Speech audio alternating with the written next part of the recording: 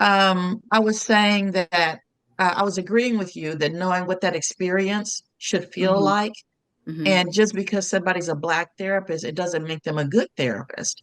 And so, if I am looking for help, what should I look for? And Hmm. are there red flags? And what is a normal length of time that you meet? And should they have a free 15-minute consult? What are the norms um, as you seek out a therapist? I think that would really be helpful.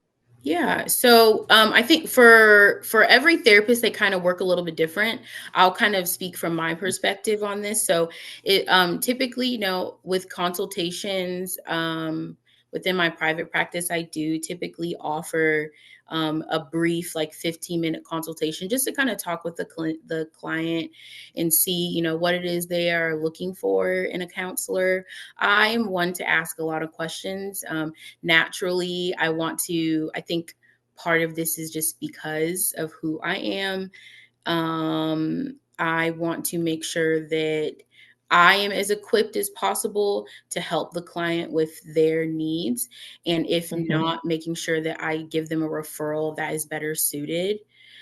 mhm, So I always take that consultation as a time to, kind of briefly get to know what the client is thinking of, what they're seeking, what they're hoping to gain from counseling.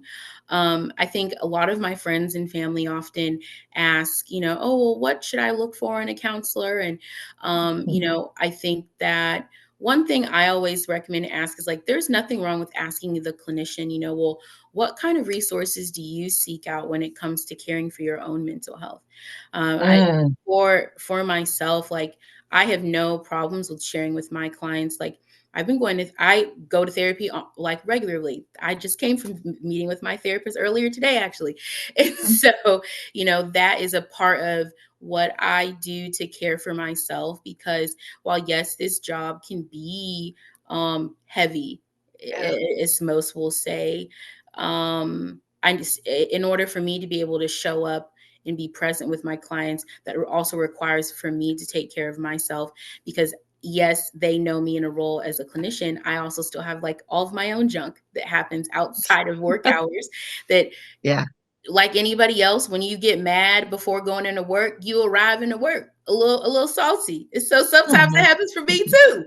So Right, right. I have to figure out ways to tend to my own emotional needs so that I can be as present as possible with my clients.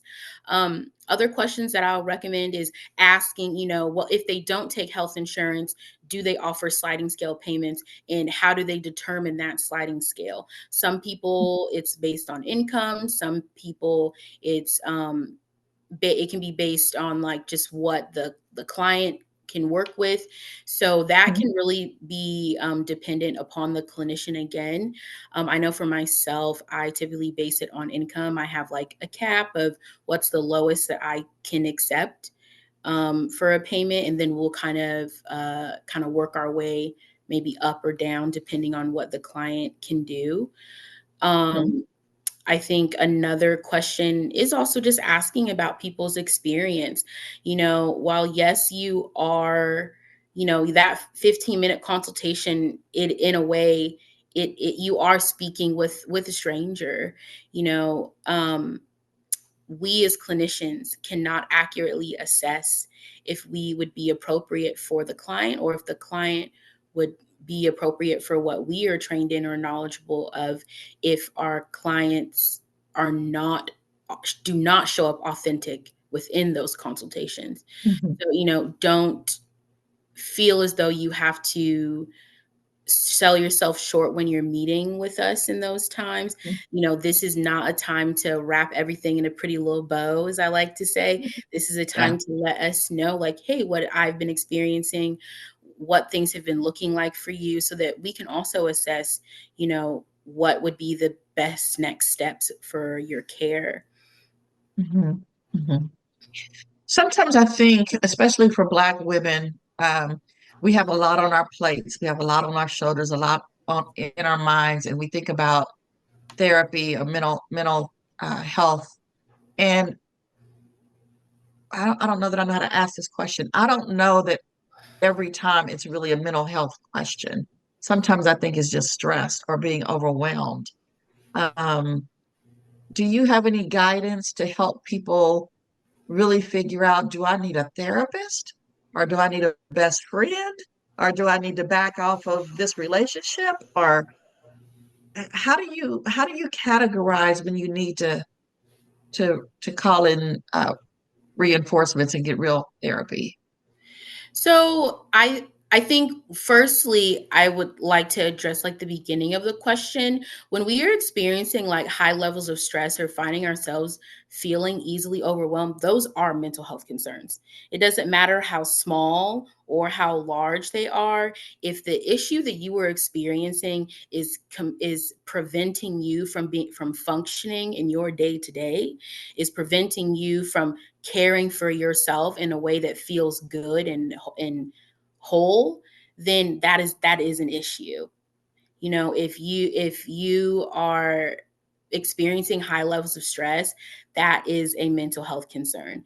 You know, if you're finding yourself easily overwhelmed or constantly feeling overwhelmed or, you know, constantly feeling anxious or as if you have to show up in a specific kind of way that adds on pressure or that can feel crippling.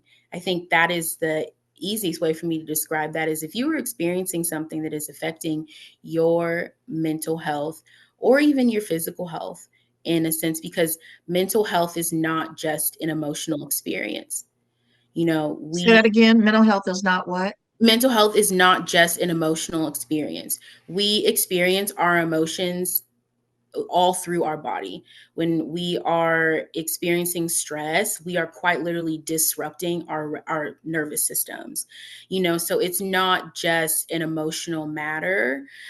So when you can experience things like anxiety, not just in the sense of oh, my emotions are high or very escalated, but you can experience it in your body by holding a lot of tension and things like that. And so I